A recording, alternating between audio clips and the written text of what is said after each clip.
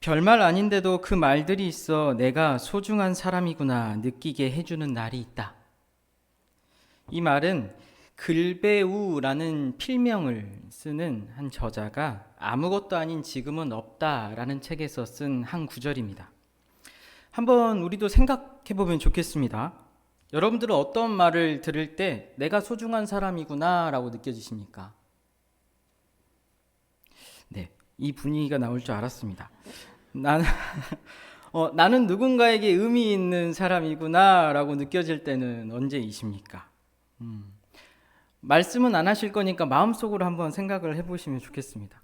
내 마음속에 나는 언제 참 내가 소중한 사람이구나 라는 것을 느낄까? 혹은 나는 누군가에게 참 의미 있는 사람이구나 라고 느끼는 순간은 언제일까? 한번 생각해 보시지요. 한번.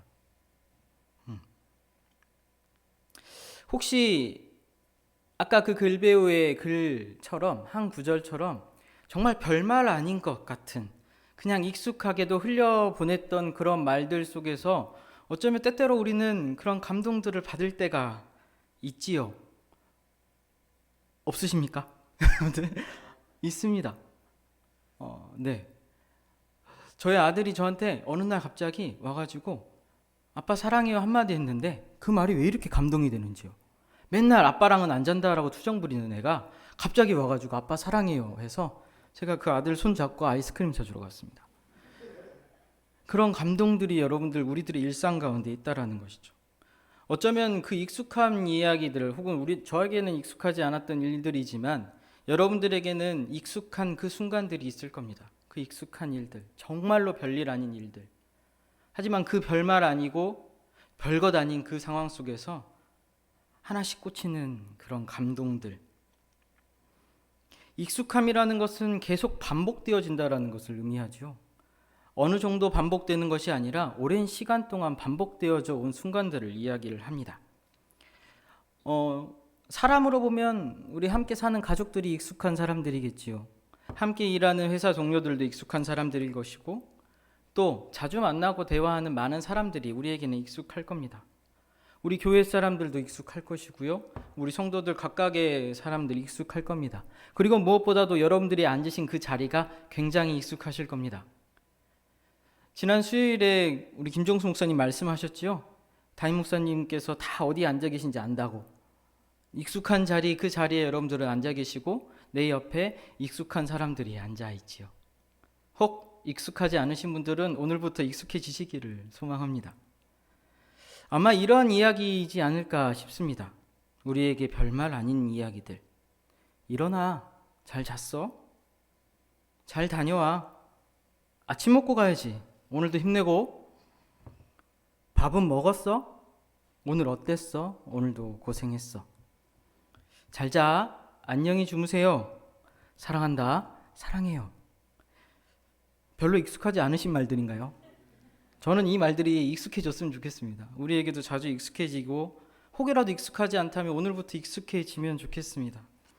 다녀오라 하는 어머니 아버지의 모습과 또 수고했다라고 하는 내 형제들 내 친구들 혹은 부모님들의 모습들 그리고 직장 상사의 모습들 손을 흔들며 내일 봐요 다음에 봐요 라고 인사하는 친한 사람들의 그 인사들, 별것 아닌 그런 것들. 그런 말들에 우리는 가끔씩 때로는 나도 참 소중한 사람이구나. 저 사람에게는 내가 저렇게 반갑게 인사해주고 격려를 받을 만한 사람이구나 라는 것을 느끼는 것 같습니다. 너무 좋은 것만 이야기했나요? 별로 좋지 않은 익숙함들도 있겠지요. 오늘은 근데 좋은 익숙함만 나눠보려고 합니다. 그 익숙함이 왜 우리에게 위로와 힘이 될까요? 생각해보면 너무나 정신없는 삶을 우리는 살아가고 있습니다. 쉬지도 못하고 또 그냥 너무나 빠르게만 지나가서 매일 100m 달리기 하는 것처럼 그렇게 쉬지 않고 달려갑니다. 그런데 그 익숙한 말들 너무나 우리가 자주 듣고 또 자주 보는 그 사람들에게서 편안함을 느끼기 때문에 그 편안함 때문에 그 쉼없는 일상 가운데 우리는 잠깐 쉬는 것 아닐까요? 그런 의미에서 우리 하나님 생각해 볼까요? 너무나 익숙하시죠? 우리 예수님 생각해 볼까요? 너무나 익숙하지 않으십니까? 우리 성령님은 어떠십니까? 정말 익숙하지요? 그 익숙함 속에 여러분들 혹 감동을 받고 계십니까? 오늘 말씀도 우리에게 익숙한 말씀입니다. 요한복음 10장 양의 문에 대한 이야기입니다. 요한복음 9장 맹인에 대한 이야기에 이어서 바리새인들에게 예수님께서 진실로 그리고 강도, 절도라는 표현을 쓰시며 아주 강하게 또 한 번 가르치시는 장면입니다. 왜 바리새인들에게 예수님께서 양의 문에 대한 이야기를 하면서 이렇게 강조하며 이야기를 하셨을까요? 한번 말씀을 머릿속에 그려보면 좋겠습니다. 마을에 우리가 있습니다. 마을에 우리가 있고요. 그 우리 앞에 그 우리를 지키는 문지기가 있습니다. 그 문지기가 한 사람을 보며 반갑게 인사합니다. 그 사람은 목자인 것 같습니다. 목자가 걸어오고 문지기는 인사하며 그 목자에게 우리의 문을 열어줍니다. 굉장히 익숙하게도 문지기는 문을 열어주고 그 목자는 들어가서 자기의 양의 이름을 하나씩 부릅니다. 양의 이름을 부르고 양이 알 법한 소리를 계속 냅니다. 그리고 양들은 그 목자의 음성을 따라 그 부름을 따라 그 우리에서 한 마리씩 차례대로 나옵니다. 그리고 목자의 뒤를 따라 넓은 초장으로 갑니다. 양들에게 있어서 목자의 음성은 굉장히 익숙한 음성입니다. 굉장히 익숙하기까지 얼마나 많은 시간이 걸렸을까요? 얼마나 많은 이름을 불렀으며 얼마나 많은 소리를 목자는 냈을까요? 그리고 얼마나 많은 시간 동안 양들에게 그 믿음을 주기 위해서 그 사나운 짐승들 다 쫓아내며 양들을 지켰을까요? 그 익숙함 때문에 양들은 그 목자를 바라보며 믿음을 갖습니다. 저 목자는 우리에게 밥도 주고 우리를 안전하게 지켜주고 또 우리를 편안하게 해주는 사람이야. 그래서 양들에게 있어서 목자의 음성은 너무나 편안하고 익숙한 음성입니다. 근데 반면에 낯선 이들이 자기를 부르고 자기를 데려가라 하면 어떨까요? 그 익숙하지 않는 음성과 익숙하지 않은 손길 때문에 양들은 아마 이렇게 생각할 것 같습니다. 두렵다, 무섭다, 도망가자. 본문에서 목자 외에 우리를 찾는 이가 있지요. 누구입니까? 다른 데로 목자 그 우리 안으로 들어가는 사람입니다. 다른 데로 우리 안으로 들어가는 사람, 문이 아니라 다른 곳으로 들어가는 사람들, 강도와 절도범이겠지요. 다른 데를 통해서 우리를 들어가서 문지기를 속이고 양들을 속이려고 합니다. 양들을 빼앗으려고 하고요. 양들이 막 발버둥 치면서 우리 밖으로 뛰쳐나갈 때 가만히 둡니다. 얼마나 큰 소동이 있었겠습니까? 그 낯선 이가 들어갔을 때. 익숙하지 않은 음성과 익숙하지 않은 손길로 자기들을 만지는 그것이 얼마나 두렵고 무서웠으면 얼마나 큰 소동이 있었을까요? 목자의 음성을 기다리던 양들의 기대가 깨지는 순간입니다. 양들에게 목자를 기다리며 평안함 속에 있었던 그 기다림이 깨지는 순간이고, 그 기다림이 깨지고 사라진 자리에 두려움과 공포가 하나 둘씩 차지하게 됩니다. 예수님이 오셨을 때 예수님께서 그 공생의 기간을 시작하고 그 하나님 나라를 선포하기 시작했을 때 많은 이들이 예수님을 따랐지요. 당연한 일이지요. 그 음성이 익숙하니까.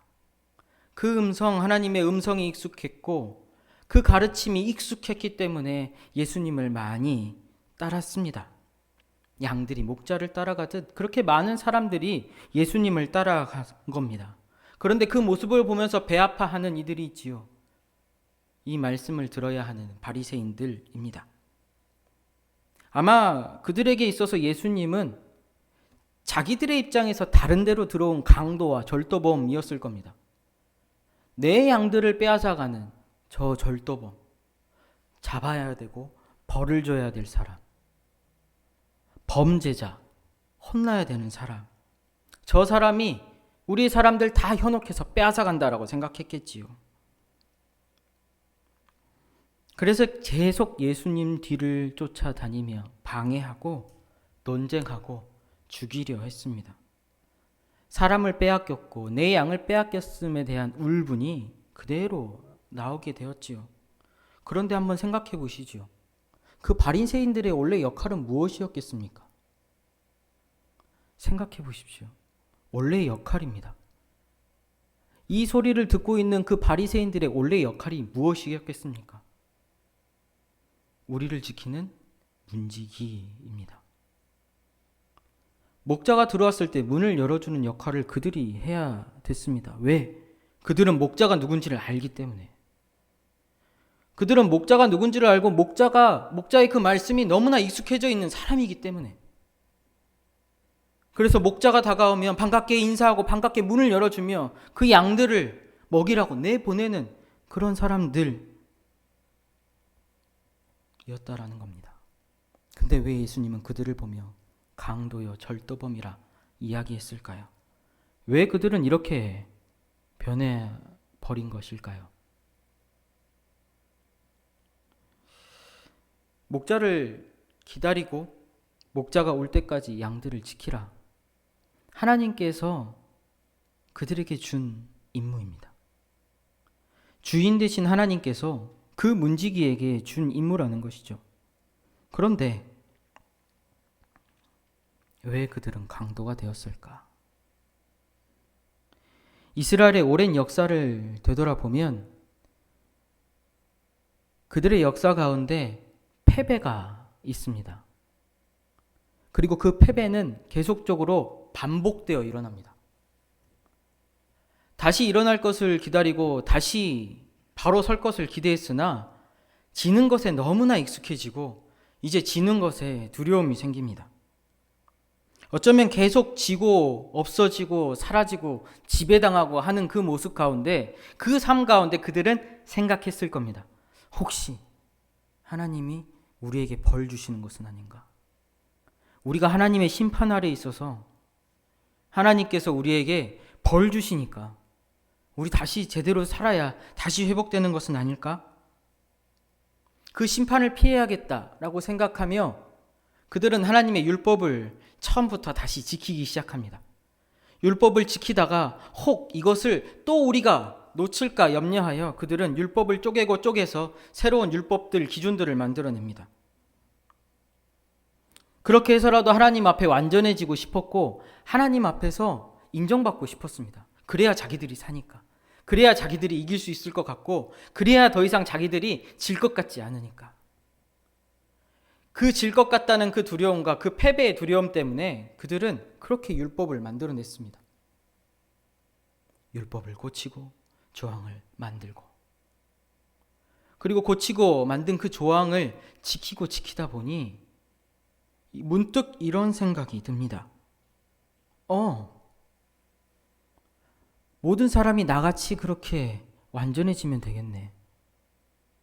이 율법에 대해서 완전하면 하나님께서 우리 민족을 버리지 않겠구나. 율법의 기준이 자신이 되어버리는 것입니다. 자기 자신이 기준이 되어니까 그 기준에 따라서 사람들을 나누기 시작합니다. 당신은 의인입니다. 당신은 죄인이네요. 당신은 이방인입니다. 하나님의 법 아래 있을 수 없고 하나님의 품 안에 있을 수 없습니다. 나가십시오. 의인과 죄인을 구분하고 이방인을 구분하기 시작하면서 문지기였던 그들은 어느새 문이 되어버렸습니다. 하나님께로 가는 문, 구원의 문이 되었고 구원의 기준이 되어버렸습니다. 하나님께서 세우신 기준이 아니라 그들이 세운 기준이 구원의 기준이 되어버리는 겁니다. 에스겔 34장 4절 말씀에 따라 그들은 양을 돌보지 않았고 내쫓아버렸고 그냥 버려뒀습니다.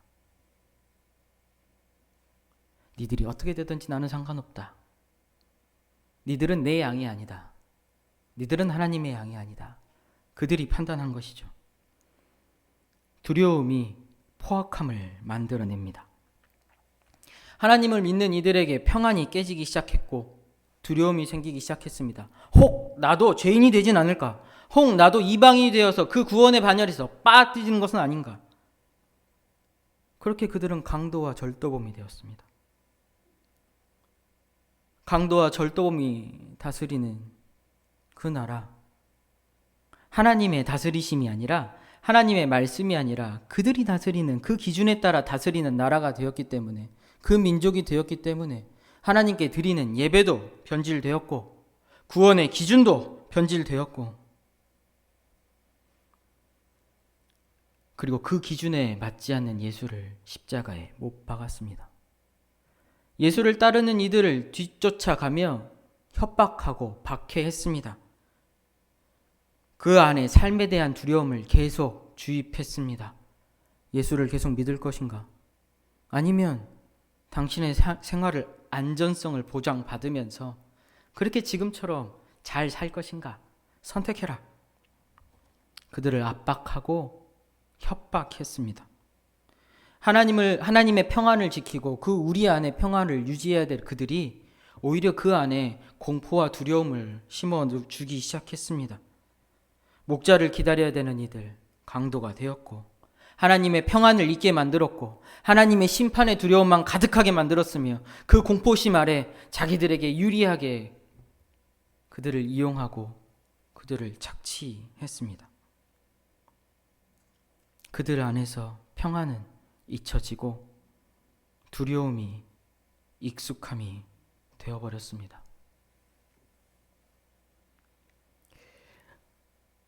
우리에게 두려움은 익숙함입니까? 여러분들에게 두려움은 익숙함입니까? 겁이 날 때 있지 않으십니까? 가정의 경제와 나라 돌아가는 꼴을 보라보면 걱정된다 이렇게 말씀하시지 않습니까? 내 다음 세대들은 어떻게 살아야 하나? 우리 자녀들 어떻게 살아가야 되나? 취직 못하고 결혼 못하는 우리 자녀들 보면 걱정되지 않으십니까? 취직이 안 되고 결혼 안 되는 그 자녀들은 오직 걱정이 되겠습니까?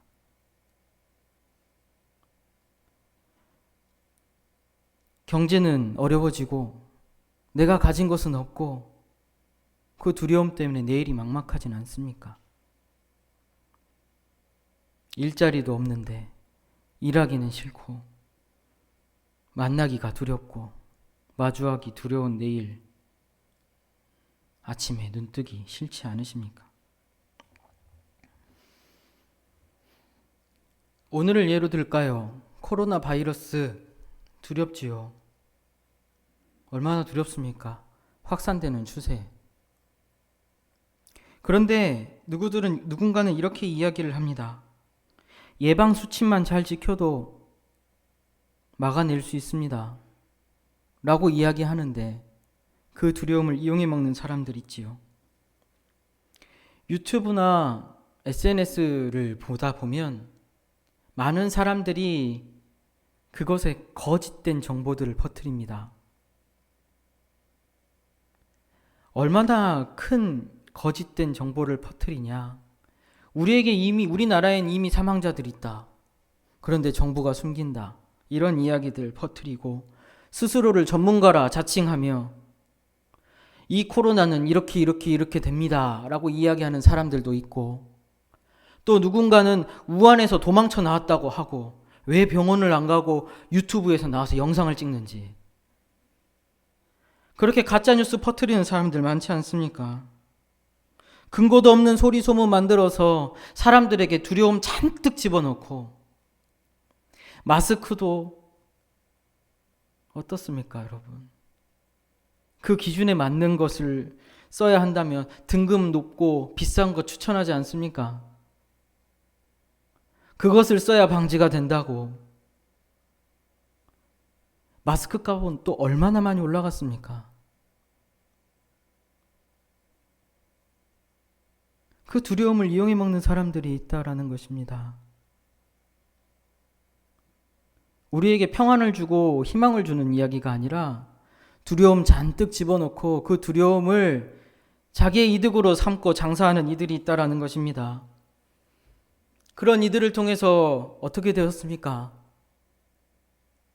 중국 사람들만 봐도 헉 하지 않습니까? 혐오스럽지 않습니까?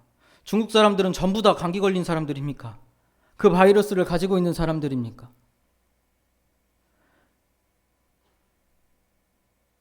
어떻습니까? 그렇게 관계를 깨트리고 공동체를 깨트리는 이들, 그 두려움으로, 그 공포로 계속 깨트리고 있지는 않습니까? 지금도 기침하고 싶으신데 기침 못하시는 분들 계시지요? 옆에서 이상하게 쳐다볼까 봐.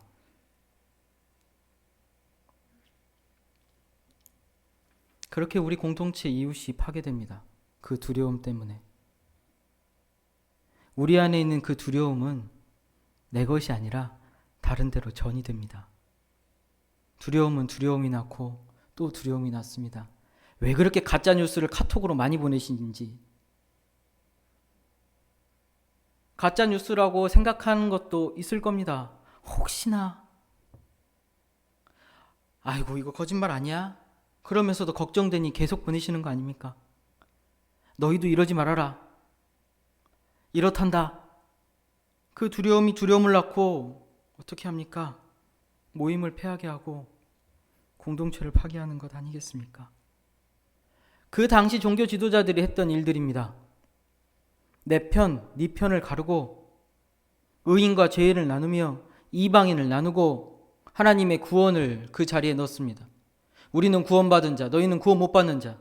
어디 하나님의 구원이 그렇게 나눌 수 있단 말입니까? 어디 하나님의 평안을 그렇게 자기들 멋대로 나눌 수 있단 말입니까?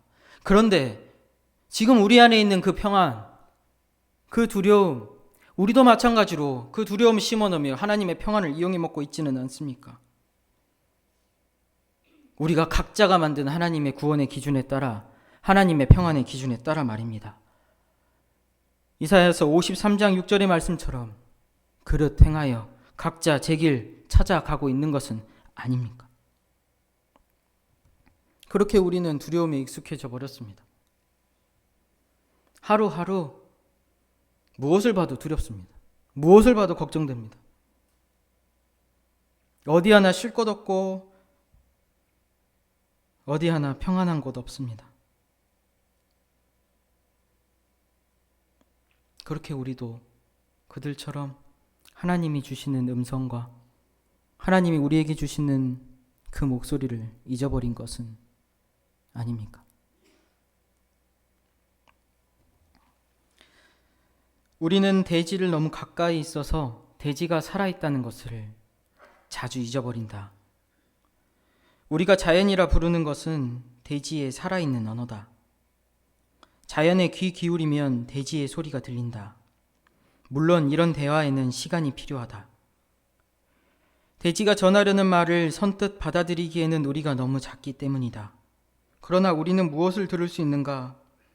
우리가 만들어낸 스모그로 인해 하늘을 볼 수 없고 우리가 만들어낸 기계의 소음으로 인해 바람과 새소리, 언제나 그 자리에 있는 고요한 가르침의 소리들을 듣지 못하게 됐다. 우리가 아주 잠깐이라도 기계 주변을 떠나면 말이 자신의 아버지인 바람을 알기 위해 달리는 것을 우리도 느낄 수 있다. 마크 네포의 그대의 마음에 고요가 머물기를 이라는 책에 나오는 일부분입니다. 하나님께서 세상을 창조하셨지요. 무엇으로 창조하셨습니까? 말씀으로, 그 음성으로 창조하셨습니다. 그렇기 때문에 하나님의 음성과 말씀이 없는 것은 존재하지 않습니다.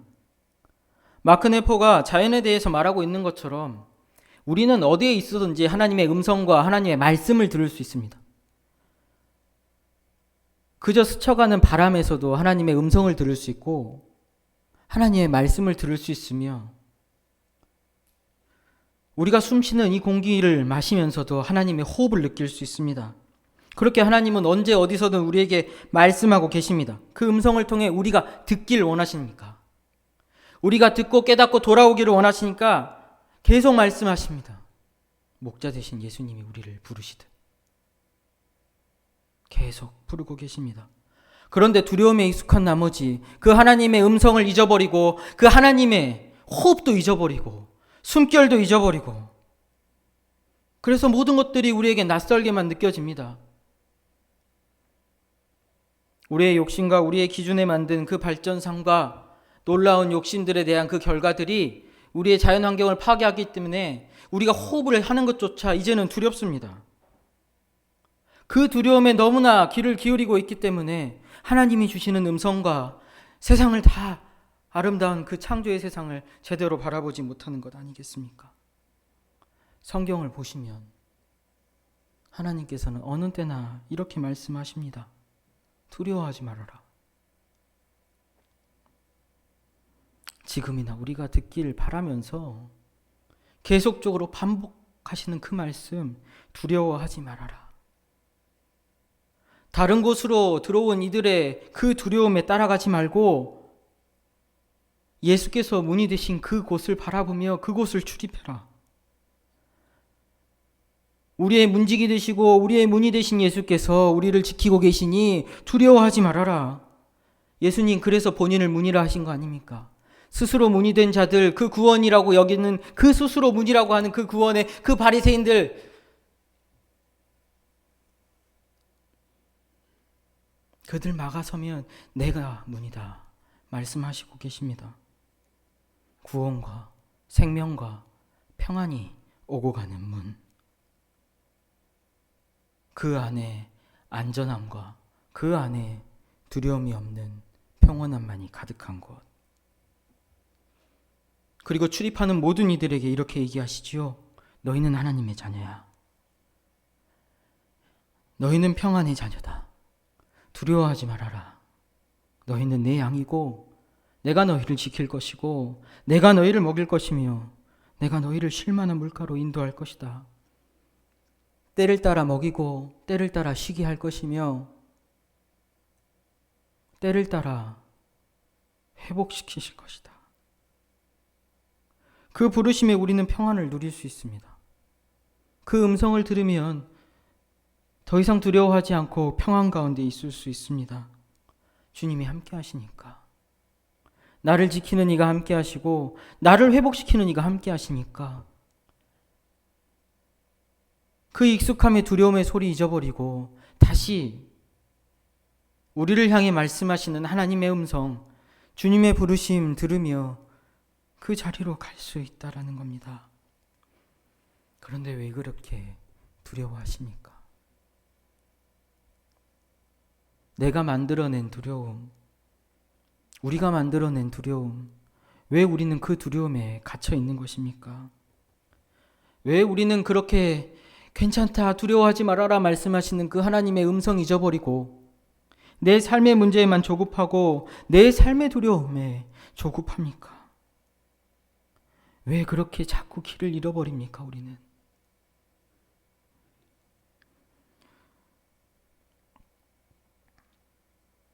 누가복음 15장의 잃은 양의 비유에서 목자 되신 예수께서 말씀하시지요.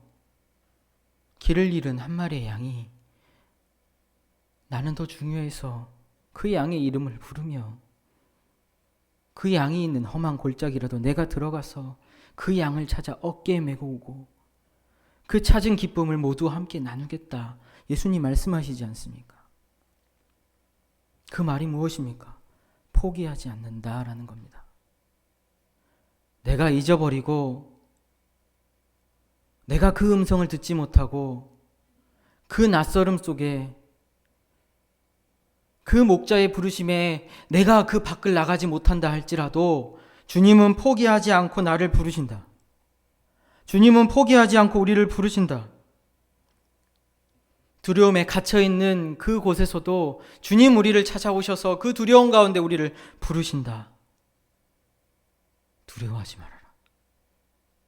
말씀하십니다. 그 두려움 몰아내려 하나님 독생자 보내셨고 그 두려움 감당하라고 그 모든 두려움 십자가 위에서 다 감당케 하셨습니다. 무엇이 두렵습니까?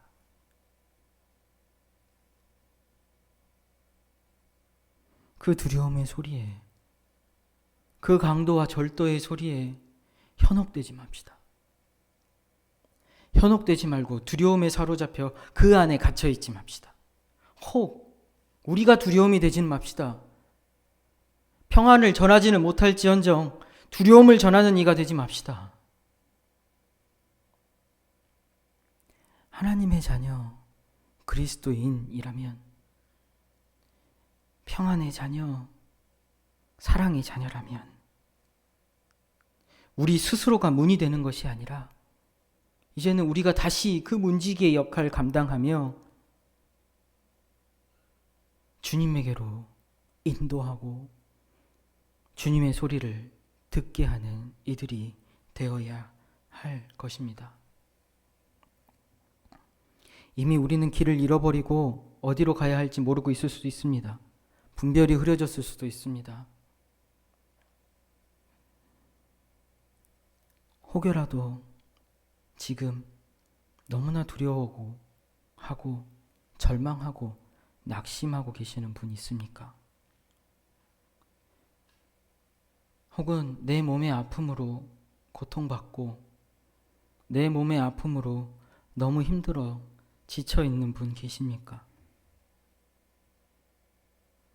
삶의 문제에 힘겨워서 그 무게에 더 이상 짊어지지 못하고 포기하고 싶다라고 생각하시는 분 계십니까? 이 밤에 하나님 여러분들에게 말씀하십니다. 두려워하지 마십시오. 회복하십시오. 힘겹게 힘들다 해도 우리 살아있지 않습니까? 우리 살아가고 있지는 않습니까? 잘 버티고 있습니다. 괜찮습니다. 두려워하지 마십시오. 주님 우리 부르고 계시고 악한 것들로부터 우리를 지키고 계십니다. 혹 마음에 무거운 짐 있으십니까? 말 못할 그 분노가 쌓여 있는 분 계십니까?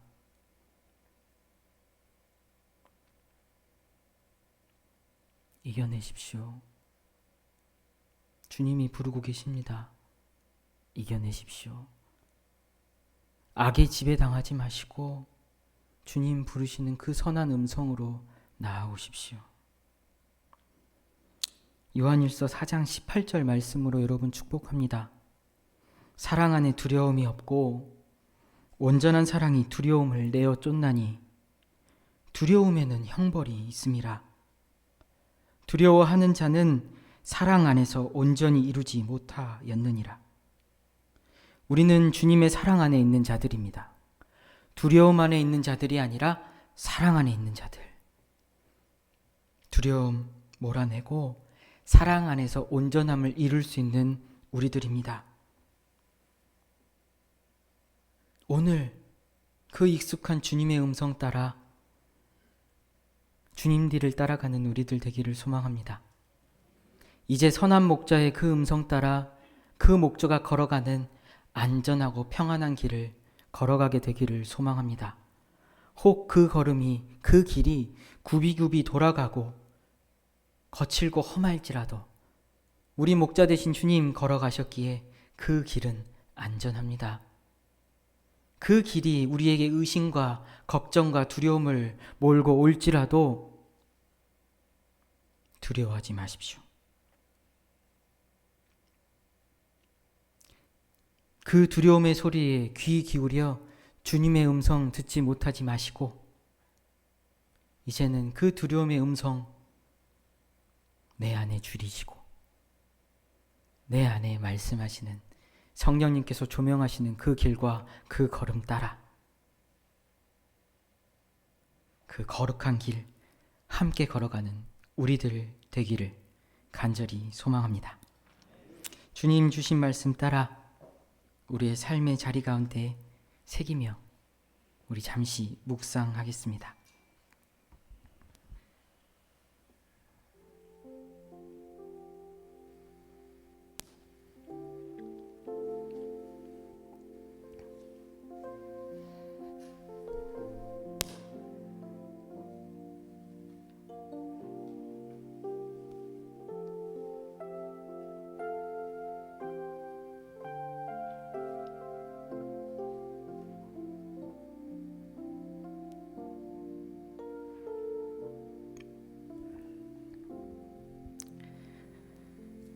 주님, 오래전부터 우리를 향해 주님 부르시고 계심을 압니다. 우리 안에 두려움보다 더 오랜 시간 동안 더 간절히, 더 애끓는 심정으로 우리의 이름을 부르시고 우리의 자리 안에 있는 우리들을 부르고 계시는 줄 압니다. 이제 그 음성을 들으며 주님의 음성을 쫓아 그 걸음 뒤쫓습니다. 여전히 두렵습니다. 여전히 무섭습니다. 하지만 주님께서 우리보다 먼저 걸어가셨기에, 주님께서 먼저 그 길 걸어가셨기에 그 길이 더 이상 두렵지 않고 안전하다는 사실 다시금 우리 안에, 우리의 삶의 자리에 새깁니다. 두려워하지 말라, 그 말씀처럼 양의 문이 되어주시고 선한 목자 되신 주님, 이제 그 걸음 따라가겠사오니 우리는 이제 두렵지 않습니다. 우리는 평안합니다. 우리의 삶은 평온합니다. 삶의 모든 문제들 해결되게 하시고 삶의 모든 문제들 주님의 뜻 가운데 회복되게 하여 주시옵소서. 감사드리며 예수님의 이름으로 기도드리옵나이다.